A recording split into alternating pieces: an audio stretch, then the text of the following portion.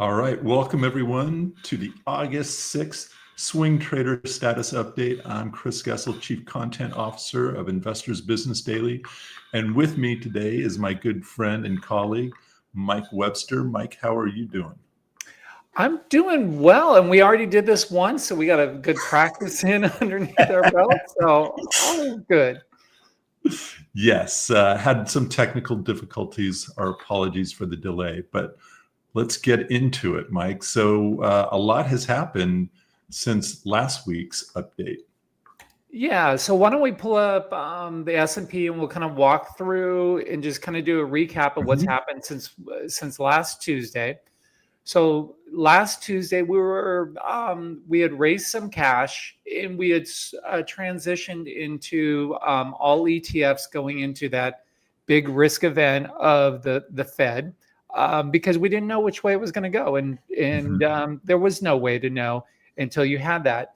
And Powell finally transitioned from a pause, because with Fed rates, they're either in a raising cycle or a pause, which they were, to hinting at cutting. And he basically said that, without saying it, as much as a Fed chairman could do, is that come September they were going to cut by a quarter, and he pretty much boxed himself in that he wasn't going to do a half. Now, right after that, and so that translated into a good reaction in the market, because now we were going into rate cutting cycle, and we had a follow through day on the S&P. So even if you are bearish, when you go into when you have a follow through day, and that's something that Bill O'Neill, the founder of IBD, taught us, that you shift your mindset from negative to positive, from bearish to bullish, even knowing that many follow throughs fail. You just shift and then you start increasing your exposure, or if you don't have any exposure, you start getting some exposure. So we increased it from around 60 to in the 90s, and still very conservative with just ETFs. And I think we put one stock on. And then the very next day, we had some weakness on Thursday in the morning, which is normal after a follow through, but then it couldn't lift. We couldn't get any traction, and just the selling kept coming and coming, and it got stronger throughout the day. And we sliced back through your 21-day, which is your green line, and then your 50-day, and then you end up closing pretty much right at your 50-day. That's what we call an expectation breaker. When you have a day before that leads you to with a clear expectation of moving higher, and they work in reverse, but this was a negative expectation breaker. So your expectation was that you're going to go higher on Thursday. Ultimately, you can have some weakness in the morning, but your assumption was that it was going to close much higher on Thursday, and it didn't. In fact, it closed down a bunch, and it sliced through important levels and well below the trading low of Wednesday. So that forced us to be very conservative. And so we switched from 90%, made dramatic changes down to about 20% invested. Then the following day, with the gap down, we went to 5% invested at that point. And then yesterday, we threw in the towel on that last 5% and went to cash. And so that's pretty much what you would want to do given the information and being intellectually honest, going back back over the last week. That was the right way to trade that, whether really swing trading or position trading. You get heavier on a follow through day, expectation breaker, you've got to really put on the brakes. So luckily, for the gaps, we weren't really exposed that much. Now where are we? We are in a rally attempt. So now the follow through has clearly failed. And yesterday was not a day one rally because we didn't close up high enough, not on the NASDAQ and not on the S&P, because we used the true range, meaning from Friday's close to yesterday's low, to measure where did you close in the upper half and or not. And if you close in the upper half, we would have called yesterday a day one, or other term is a pink rally day. But it closed just underneath that. So it wasn't day one, but that low is important that you have marked there. Today is day 1. So that means we start counting on day 4 or after we can have a follow through. And so this is a concept that Bill O'Neill came up with, before, certainly I think before both of us were born or around then, that of getting in the market. And he was using it really at major market bottoms. And then he eventually morphed it into using it at intermediate corrections. And even, just like when you've gone underneath your 50-day or come off your highs after a lot of distribution to get back in the market. Now I use the 21-day, but I also use follow-through days. So 21-day is that green line. So really for me to get conviction, we need to get back above that. That's a long way from here. So before that is the follow-through day. So again, today's day 1. We need to hold above yesterday's low to continue counting. And if so, then on day 4 after, if we get another big thrust higher, closing up 1% or more on higher volume than the prior day, then that would be an official follow-through day. I don't use volume anymore. So even if we don't get volume on that day, if we're up 1%, 1.5%, 2%, something like that, I'm going to consider it a follow-through day in spirit, assuming we're closing in the upper part of the range, the higher, the better. But we'll see if that happens or not. Today's close was weak. So it's looking like just an oversold bounce that we had, which is normal and natural. It tends to lead to going lower. I think that would be normal. It feels like we're a magnet to the 200-day, which is your black line right around 500 there on SPY. I think that would be a normal test for us to have. What's your take on it, Chris? Well, I got to say, especially on the follow-through day, that it retook the 21-day. That to me was, I was being very positive. I didn't go out and make a ton of purchases that day. I did a little bit, but and one thing was the low was not above the 21-day, so that's something that you want to see as well. So it was a big surprise, and I was surprised when I got up, Thursday or Friday morning and saw what was going on in the market, and it just, I'm sorry, Thursday morning when it started reversing like that, and again, yes, it was a complete expectation breaker because, what I was every week to my, the executive team, I write a market summary. And so usually on Wednesdays. And so I was talking about how, we had a follow through, things were looking up, it was all about, were we going to see a real broad rally where, small caps and mid caps going to join rather than just the mega caps. So that was something that then just completely turned around on Thursday and even more so on Friday. Yeah, so I think we're looking at it the exact same way. And really the thing that Bill taught both of us was to always live in the moment and take it one day at a time and be very flexible with things. And that's how we have been taught to approach the market. And that's the way I think it blends with both of our personality. Mm-hmm. So I think, why don't we toggle over to TradeStation for a minute? I want to go through some 50% retracements and things like that. Then we'll come back to Market Search and kind of go over what our expectations are. So this is something that I do with Ali every Friday with our SMT that we do. I'm not going to go into that much depth, but I do think it's important to just go over a few things here to get a sense of where we are in the market.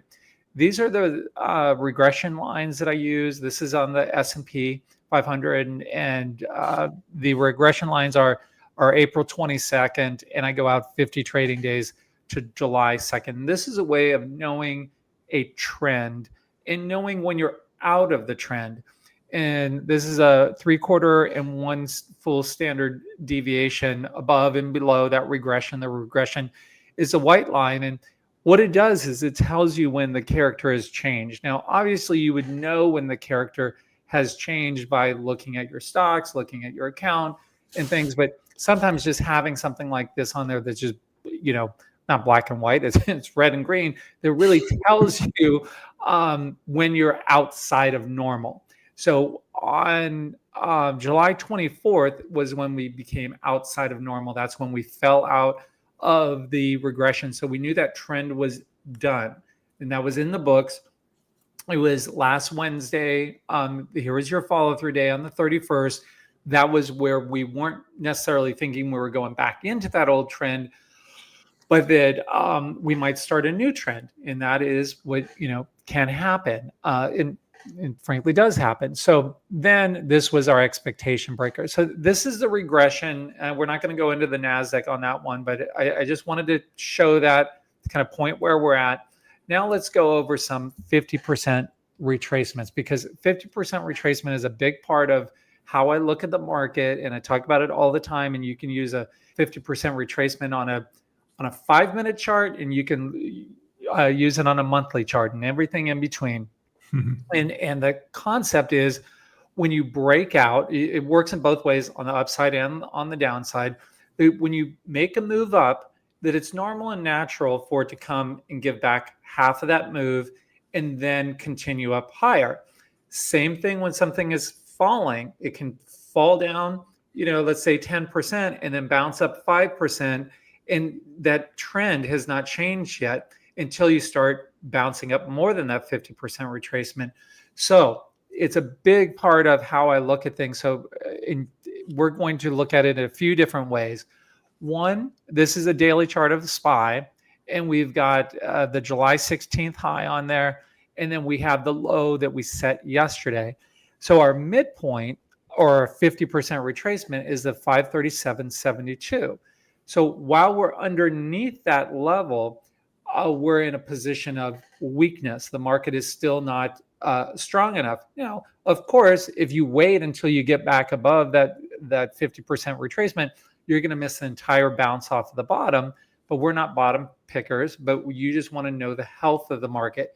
Looking at it this way, it's telling you that the market is still weak and in a weak position. Let's look at the NASDAQ. Same dates there. Well, essentially the July 11th high and then yesterday's low. And our midpoint is 17,189 and change.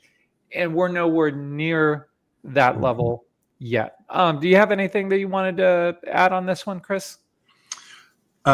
Just, I know that it's hard to sit and wait, but sometimes that's the best thing to do in a market like this, and be very cautious. Exactly. So now let's look at this at a different time frame.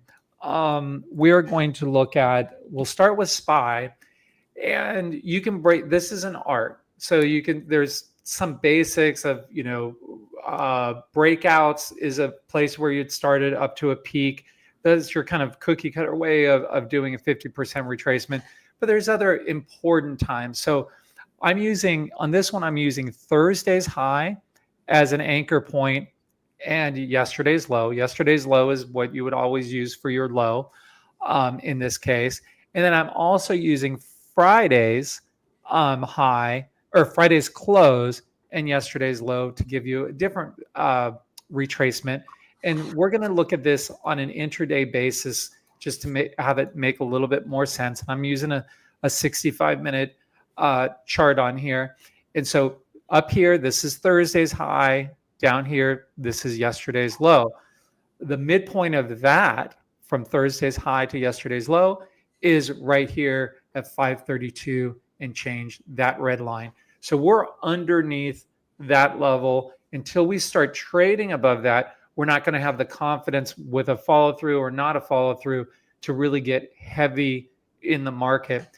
Now, slicing it the other way, you can take Friday's close right here, yesterday's low, that midpoint is down here 521 and change.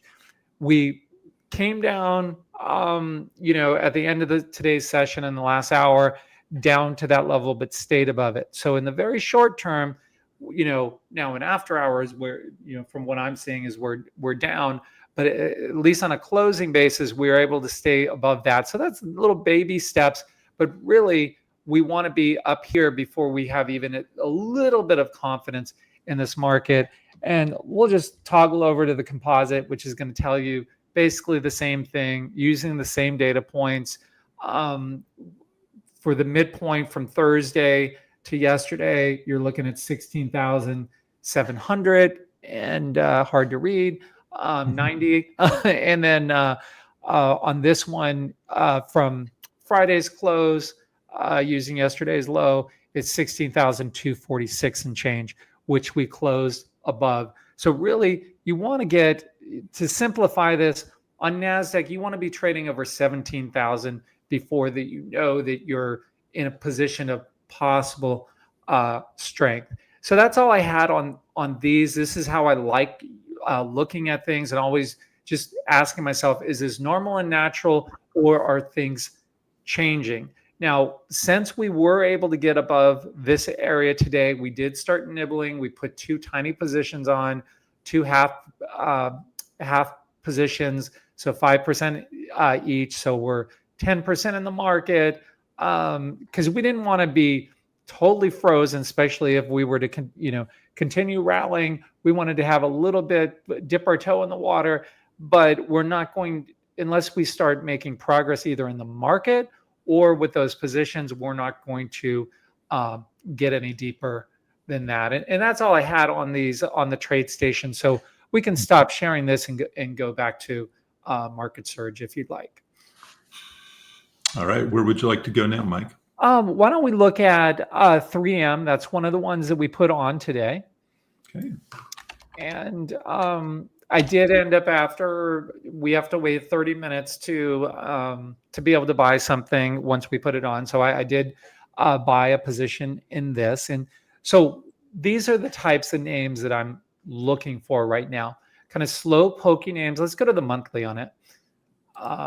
So things that are, the RS line is starting to turn back up or has been trending up. And so this is a turnaround play. It's not a traditional growth type of name. This has been a dog for decades, really. It's something that I don't think I've traded. I think today was the first time I ever bought 3M in my life. Have you ever traded 3M? I don't think so. Yeah, but do you still have the mark where I threw the 3M sticky note at you back so back when we were doing IBD Live in the building together back in 2020, and if I wasn't on air and I had a name, I would write it down on a sticky and throw it at Chris. So sometimes he got injured in the process. But that's as far as I got with 3M. Let's look at the weekly on this one. Mm-hmm. And let's scroll down to the fundamentals. So this is what I mean by a turnaround. You can see it with the green line, which is our earnings line, that's turning back around. And also on the quarterly numbers, you can see that it was going from red numbers into red and kind of accelerating from a +3 up to a +39. So this isn't normal. The normal type of stock that we would trade, it's not a growth stock, it's a turnaround. And turnaround stocks are about 25% of the stocks in the model books that Bill and the team and we all built over the years. So with that, let's go to the daily and look at what's going on here. You had some tight areas on the weekly that we saw. This nice tight base. How deep is that base? Yeah, only 9%. Oh, wow. That is just, that's beautiful how tight that is. And how deep was the prior base, Chris? So 25. The handle was 18. So the handle was twice as deep as this one. Yeah. So that really tells you something about the character, right? That what was happening is you have accumulation in there as well as some supporting action as it's going tight. Someone was just in there accumulating shares. Then you have the earnings results, which everyone loved, goes up 20% in a blink of an eye, and then holds in tight. And yesterday was kind of the tell of what didn't fall apart over the last few days. That's telling you where the big institutions aren't just wholesale selling whenever there's some negative news.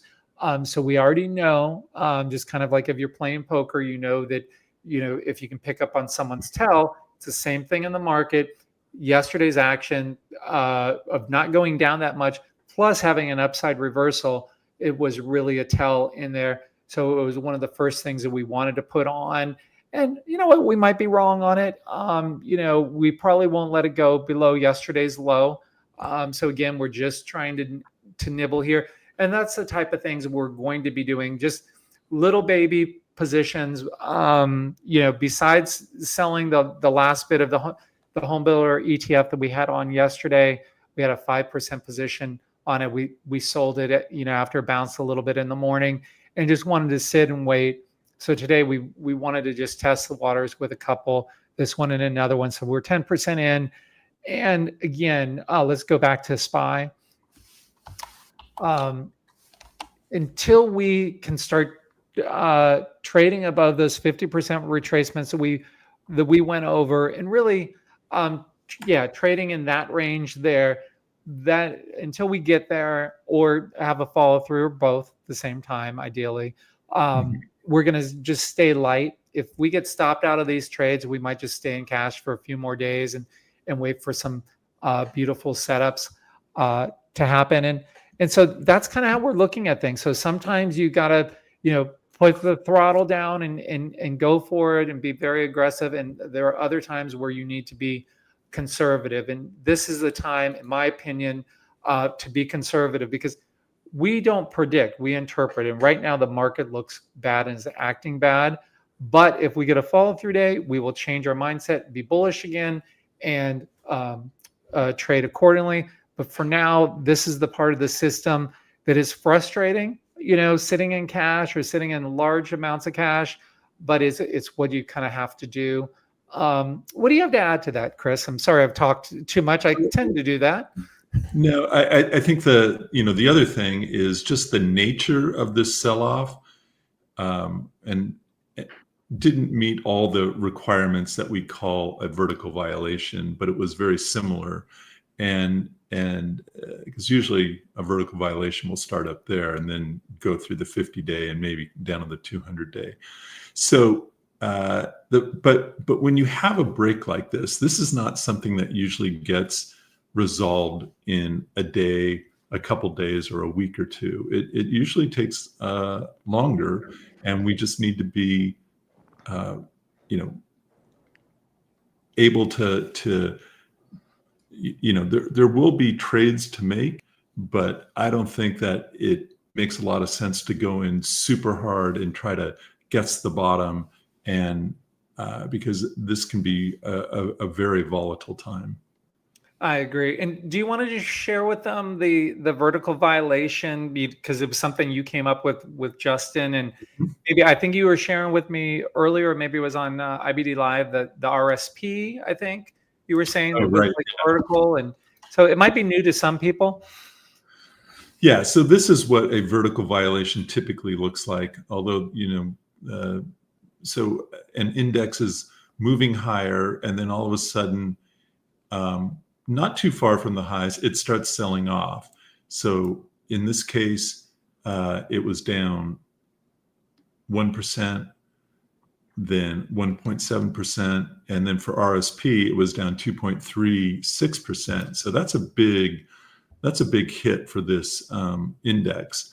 For the Nasdaq, if it were more than 3%, that's something that we definitely want to see.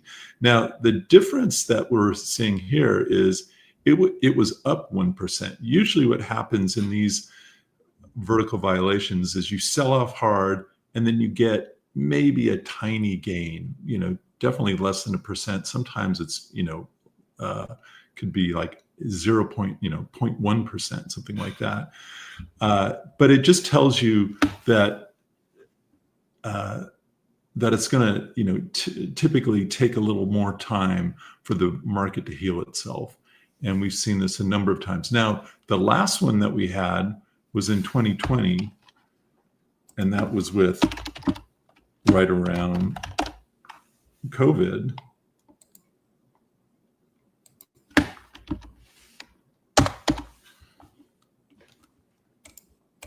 And, again, we were moving up high. We started selling off. We broke through the 50-day here, 0.17. So imagine how far we fell off. And this was the most the market could do, 0.17%. Then we have another bad sell-off. And then we finally get a reversal and a big up day. But what happened? It continued to sell off. Now, this was an unusual event because at this point, now money was just being flooded into the economy, and the market went wild. Typically, if that hadn't happened, it might have been till June before the market found its footing, something like that. So that's kind of this is a semi-classic vertical violation. Yeah, when they're throwing bundles of cash out of helicopters everywhere, it makes the market bounce. Yeah, that was an interesting one, and I think it was a very good thing that you and Justin picked up on. One last thing that I wanted to tackle before we wrap things up, if we can go back to the NASDAQ on the current day, is and it made me think of it there looking at this. But wait, before you change, let's go back to that real quick. What made me think of it was how it started getting support there at the 200-day, which is your black line, the upside reversal. So anyone who's done any level of back testing, even as a very basic or very in-depth back testing of the markets, will quickly realize that there's really nothing more valuable than the 200-day moving average. When you're above it, you want to lean bullish. When you're below it, you want to lean very bearish. And by below it, I mean, really below it, not, just 1 or 2% below it, because sometimes it'll fluctuate around there. But then once it got below it, and then, that second day up that it tried to bounce up there, right there, and it couldn't get back above it, that was telling you, oh man, this is really, really bad. So now let's go to with that in mind, let's go to our current. Oh, and before you change it, you can also, sorry, if you give me a chart long enough, I can talk for 5 hours. So, and you've probably heard me before, and I'm sorry for that. So you can see once you got back above that 200-day, really things shifted, because everyone who was doing the bearish bets, the algos and the discretionary folks, the bearish bets around the 200-day, once it couldn't fall back below it, they had to cover those shorts or they had to switch gears, and that puts a lot of fuel into the market to go up. Let's go back to the current day for real this time. All right. No, wait. No, I'm just kidding. So yesterday's test of it, that was good that we were able to bounce. So that's a logical place. If we didn't bounce there, frankly, we would have crashed, like 1987 crash. That was in the cards, frankly. When you have a global meltdown over, panic over the weekend, that could have happened. But they stepped up, and you've got the dip buyers, you got value players, you got all sorts of things going on, just market mechanics, mean reversion algos out there that help things add some liquidity in the market. You also had smart people who were short going into that, who were covering into that. That gives you some bounce. So you never trust the initial bounce, but that 200-day is something to really pay attention to. Because if we come back below it and start living below it, we're in for probably a world of pain, seriously. More important, though, than NASDAQ is SPY. So let's look at SPY. We tend to get fixated with NASDAQ, but most algos, most discretionary folks, their bogey is the S&P. And so that's way more important, holding that level, along with it being 5,000. So, NASDAQ could dip below it, just the way that the numbers work, as far as if this is going to test the 200-day, NASDAQ will be below it. Really focus on the S&P. If it can't get support there, then we could be in for a long amount of pain.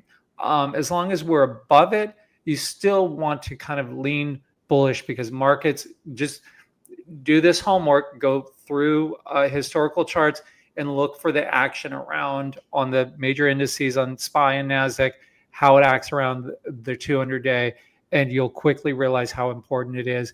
It's just really too slow of an indicator for us to use actively, but you do want to still lean bullish when you're above it, get ultra conservative and bearish when you're below it. So that's something we'll be watching for the following weeks. Hopefully we don't come down and test it, but you just want to be aware, if you've got long-term positions or what have you, if it gets down there, just be careful. All right, that sounds good. And hopefully we stay above that level and we start showing some more strength. But again, it might take some time given how dramatic the sell-off was late last week and yesterday. So with that, let's wrap things up and we'll be back next week. Okay, bye-bye.